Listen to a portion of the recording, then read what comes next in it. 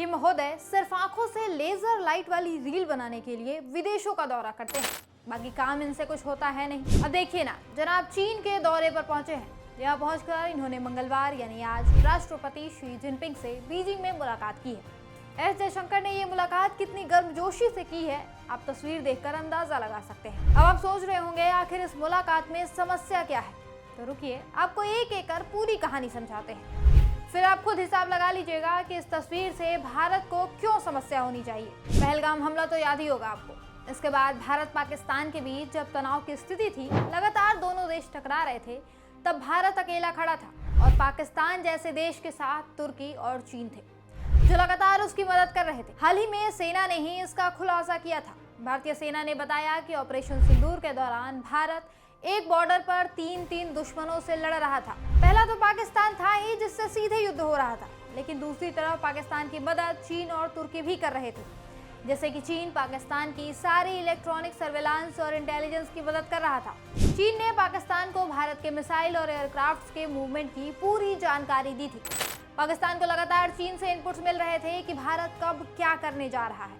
सिर्फ इतना ही नहीं, इंडियन आर्मी ने यह भी बताया कि चीन ने भारत पाकिस्तान के इस युद्ध को टेस्टिंग ग्राउंड के तौर पर इस्तेमाल किया, क्योंकि चीन ने पाकिस्तान को बहुत सी मिसाइलें भी दी थी जिसका उसने भारत के खिलाफ इस्तेमाल किया। अब सोचिए चीन हमारा कितना बड़ा दुश्मन है, जिसने पीछे से हम पर हर बार वार किया है। सिर्फ इतना ही नहीं, चीन हमारी जमीनों पर भी लगातार कब्जा कर रहा है। कुछ रिपोर्ट्स के मुताबिक 2020 में गलवान घाटी संघर्ष के बाद चीन 4000 वर्ग किलोमीटर तक भारतीय क्षेत्र पर कब्जा कर चुका है। हालांकि इसे भी मोदी सरकार ने नकार दिया है। फर्जी बयान देते हुए मोदी जी ने कहा कि भारत की जमीन पे ना कोई घुस रहा है और ना ही कोई घुसा हुआ है। विदेश मंत्री एस जयशंकर ने भी कुछ इसी तरह का बयान दिया। इन्होंने 2023 में कहा कि सीमा पर कोई नया कब्जा नहीं हुआ है। कुल मिलाकर यहाँ इन्होंने चीन के घुसपैठ को स्वीकार नहीं किया, जिससे उसका मनोबल और बढ़ गया।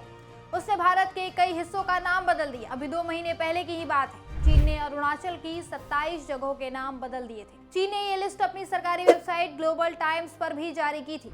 इन भारतीय जगहों के नाम बदलकर चीनी भाषा में कर दिया गया। कुछ रिपोर्ट्स तो यहाँ तक बताते हैं कि 8 सालों में चीन ने अरुणाचल की 90 से ज्यादा जगहों के नाम बदले हैं।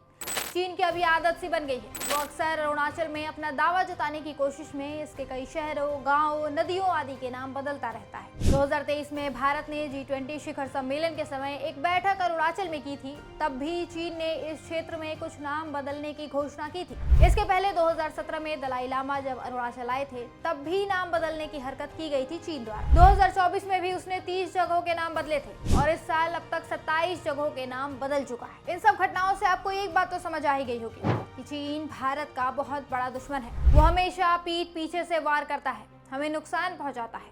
अब सवाल है कि इतना होने के बाद मोदी सरकार क्या कर रही है। लाल आंख दिखाने का दावा करने वाली मोदी सरकार चीन को बार बार क्लीन चिट दे रही है, उसके घुसपैठ को नकार रही है, उसका मनोबल बढ़ा रही है और अब उनके मंत्री चीन के साथ दोस्ती निभाने पहुंचे हैं, उसके साथ हाथ मिला रहे हैं। किस लिए? क्या मोदी सरकार देश को सफाई दे सकती है कि ये सब क्यों हो रहा है? हमारे दुश्मन के साथ हम गले क्यों मिल रहे हैं? अगर ये आपकी विदेश नीति का कोई हिस्सा है तो भाई ये हमारे समझ से परे जा रहा है, क्योंकि अब तक हमने कई बार आपके टॉप लेवल की विदेश नीति का नतीजा देख लिया है। जब जब भारत पर मुसीबत आई, वो अकेला खड़ा रहा, कोई देश हमारे साथ नहीं आया, जबकि पाकिस्तान जैसे तुच्छ देश के साथ कई दूसरे देश खड़े हो गए।